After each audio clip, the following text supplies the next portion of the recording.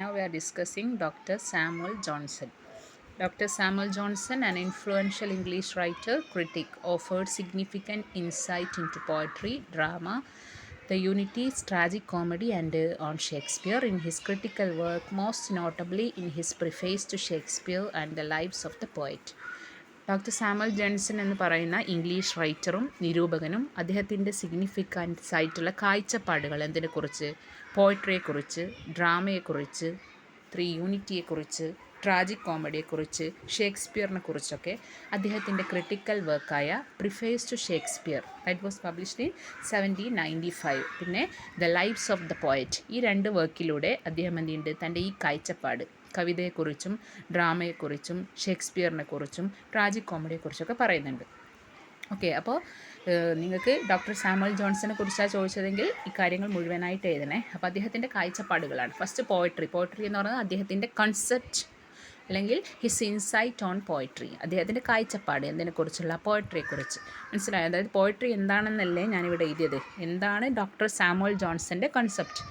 Johnson regarded poetry as a medium that should both delight and instruct. നമ്മൾ നേരത്തെ പറഞ്ഞ കാര്യങ്ങൾ തന്നെയാണ് ജോൺസൺ പറയുന്നത്. പോയട്രി എന്ന് പറഞ്ഞാൽ ഒരു മീഡിയമാണ്, അത് നമുക്ക് ഡിലൈറ്റ്, സന്തോഷവും തരണം, അതേ അവസരത്തിൽ ഇൻസ്ട്രക്റ്റീവുമാണ്. വെറും സന്തോഷിപ്പിച്ചാൽ മാത്രം പോരാ.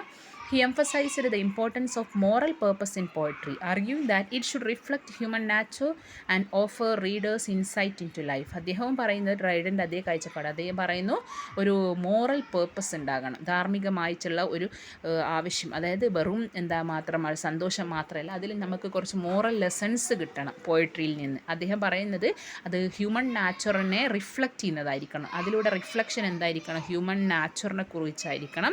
അതുമാത്രമല്ല റീഡേഴ്സിന് ലൈഫിനെ കുറിച്ചുള്ള ഒരു ഉൾക്കാഴ്ചയും ഏതിലൂടെ കിട്ടണം, പോയട്രിയിലൂടെ കിട്ടണം. അദ്ദേഹം അഡ്മയർ ചെയ്യുന്നു ആരെ, the poet who could balance emotional appeal with intellectual ഡെപ്റ്റ്.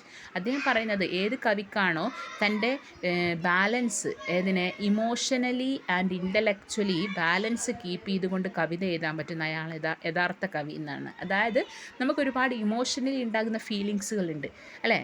കവി എഴുതുമ്പോൾ കവിക്കിപ്പോൾ എന്താണ്, അപ്പോൾ സെക്സിനെ കുറിച്ചൊക്കെ എഴുതുമ്പോൾ അദ്ദേഹം ഒരു ലിമിറ്റ് വെക്കും. എന്തുകൊണ്ടാണ്? കാരണം ഇൻ്റലക്ച്വൽ അവിടെ വർക്ക് ചെയ്യും. ആ സമയത്തുള്ള കവി നമ്മൾ പറഞ്ഞു റെസ്ട്രിക്ഷൻസ് ഉണ്ടായിരുന്നു. അപ്പോൾ അവരെന്ത് ചെയ്യാണ്, സർട്ടൻ റെസ്ട്രിക്ഷൻ ഉള്ളത് കൊണ്ട് തന്നെ അവരെന്ത് ചെയ്യും, മുഴുവനും അവരുടെ ഇമോഷൻ എക്സ്പ്രസ് ചെയ്യാതെ അതിൽ ഇൻ്റലക്ച്വലുമായിട്ട്, അതായത് അദ്ദേഹത്തിൻ്റെ ബുദ്ധിയുമായി യുക്തിയുമായി യോജിപ്പിച്ചുകൊണ്ട് ഒരു കൺട്രോൾ ചെയ്തുകൊണ്ട് അതിലൊരു മോറൽ ലെസണും കൂടി ഉൾപ്പെടുത്തിക്കൊണ്ടായിരിക്കും കവിത എഴുതുക. അതാണ് അദ്ദേഹം പറയുന്നത്. ഓക്കെ, ഡൗട്ട് ഉണ്ട് ചോദിക്കണേ.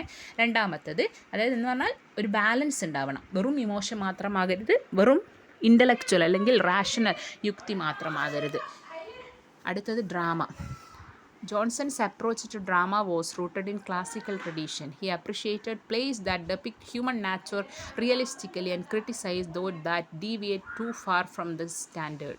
ജോൺസൺ പറയുന്നത് ഡ്രാമ എന്ന് പറഞ്ഞു കഴിഞ്ഞാൽ നമ്മൾ ക്ലാസിക്കൽ റൈറ്റേഴ്സ്, അതായത് അരിസ്റ്റോട്ടലിനെ പോലെയുള്ള, അതായത് ഗ്രീക്ക് റൈറ്റേഴ്സിനെ പോലെയുള്ള ആൾക്കാരോ അല്ലെങ്കിൽ എന്താ പറയുക ക്ലാസിക്കൽ റൈറ്റേഴ്സ് എന്താണോ പറഞ്ഞത്, അതായത് 3 യൂണിറ്റീസ് ഫോളോ ചെയ്യുക, മോറലായിരിക്കണം, അങ്ങനെയുള്ള കുറേ റൂൾസുകൾ അത് ഫോളോ ചെയ്യുന്നവരാണ് യഥാർത്ഥ പ്ലേ റൈറ്റ്സ് എന്നാണ് അദ്ദേഹം പറയുന്നത്. അതായത് മനുഷ്യന്മാരുടെ ഹ്യൂമൻ നാച്ചുറിനെ റിയലിസ്റ്റിക് ആയിട്ട് എന്ത് ചെയ്യണം, പിക്ചറൈസ് ചെയ്യണം. പിന്നെ അദ്ദേഹം ക്രിട്ടിസൈസ് ചെയ്യുന്നുണ്ട് ആരാണോ ഇതിൽ നിന്ന് ഡീവിയേറ്റ് ചെയ്യുന്നത്. അദ്ദേഹം പറയുന്നു ഡ്രാമ എന്ന് പറഞ്ഞാൽ അത് നമ്മുടെ മിറർ ഓഫ് ലൈഫ് ആയിരിക്കണം, ജീവിതത്തിൻ്റെ ഒരു മിറർ ആയിരിക്കണം. അതിലൂടെ നമുക്ക് എന്ത് കാണണം, മിറർ, ലൈഫിൻ്റെ മിറർ കാണുമെന്നാണ്. പിന്നെ അദ്ദേഹം പറയുന്നു ക്യാരക്ടേഴ്സിനെയും സിറ്റുവേഷനെയും പ്രസൻറ്റ് ചെയ്യണം ആരുടെ മുന്നിൽ, ഓഡിയൻസിൻ്റെ മുമ്പിൽ. അത് അവർക്ക് എന്ത് ചെയ്യണം, മനസ്സിലാകുന്ന രൂപത്തിൽ. അതായത് ഡ്രാമയിലൊക്കെയുള്ള ക്യാരക്ടറും ഡ്രാമയിലൊക്കെയുള്ള സിറ്റുവേഷൻ, അതായത് നാടകത്തിലൊക്കെ ഉണ്ടാകുന്ന ക്യാരക്ടേഴ്സ് ആവട്ടെ, അതിലുള്ള സിറ്റുവേഷൻ ആകട്ടെ, അത് ഓഡിയൻസിന് മനസ്സിലാകുന്ന രൂപത്തിലായിരിക്കണം. അടുത്തത് യൂണിറ്റീസാണ്.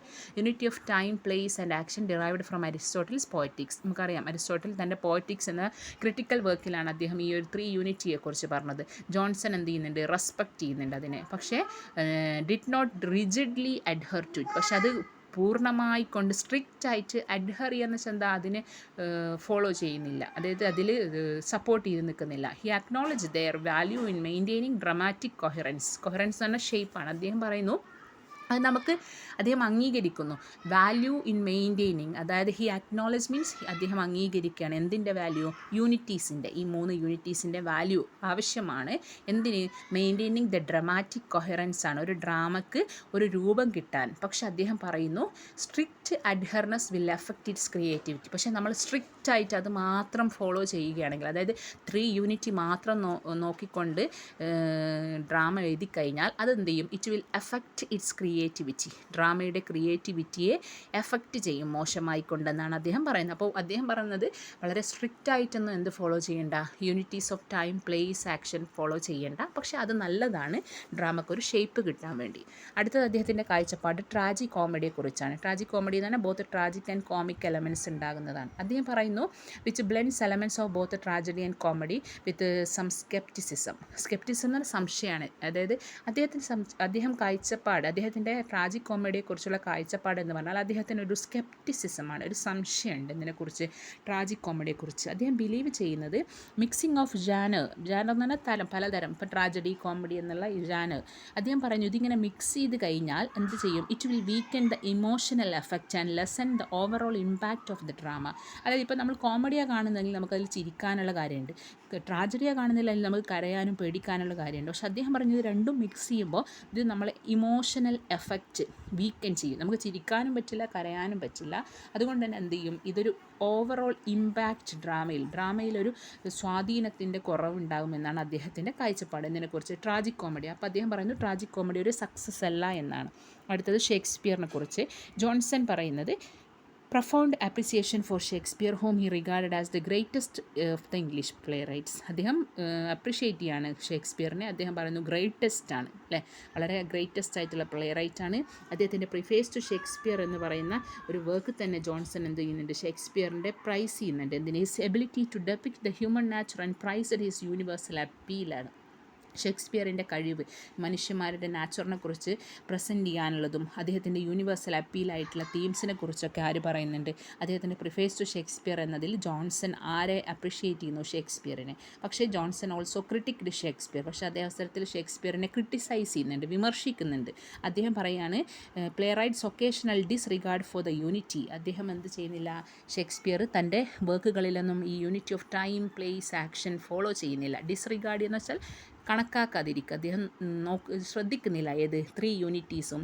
അതുമാത്രമല്ല അദ്ദേഹത്തിൻ്റെ പ്ലോട്ട്സ് എന്ന് പറയുന്നത് ഇംപ്രോബബിളാണ്. ചില സമയങ്ങളിൽ നമുക്ക് എന്താ പറയുക ആക്സെപ്റ്റ് ചെയ്യാൻ പറ്റാത്ത രൂപത്തിൽ അദ്ദേഹം എന്ത് ചെയ്യുന്നുണ്ട്, അദ്ദേഹത്തിൻ്റെ ചില പ്ലോട്ട്സുകളൊക്കെ, സ്റ്റോറിയുടെ പ്ലോട്ടുകൾ എന്ന് പറയുന്നത് ഇംപ്രോബബിൾ ആകുന്നുണ്ട്. അതിലൊരുപാട് പൺ ആൻഡ് വേർഡ് പ്ലേ. എന്ന് പറഞ്ഞാൽ എന്താ, ഒരു വേർഡിന് ഇറ്റ് ഹാസ് ഡിഫറൻസ് മീനിങ് ആണ്, അത് കൺഫ്യൂഷൻ ഉണ്ടാക്കും. അല്ലെങ്കിൽ വേർഡ് പ്ലേ, ഒരു വേർഡ് തന്നെ പല അർത്ഥങ്ങൾ കൊടുത്തുകൊണ്ട് റീഡേഴ്സിനെ കൺഫ്യൂസ് ചെയ്യാറുണ്ട് ആര്, ഷേക്സ്പിയർ. അതുകൊണ്ട് തന്നെ ഇത് ഡിസ്ട്രാക്റ്റ് ചെയ്യപ്പെടും, അതായത് നമ്മളെ ശ്രദ്ധ മാറിപ്പോകുമെന്നാണ് ആര് പറയുന്നത്, ജോൺസൺ പറയുന്നത്. ഓക്കെ.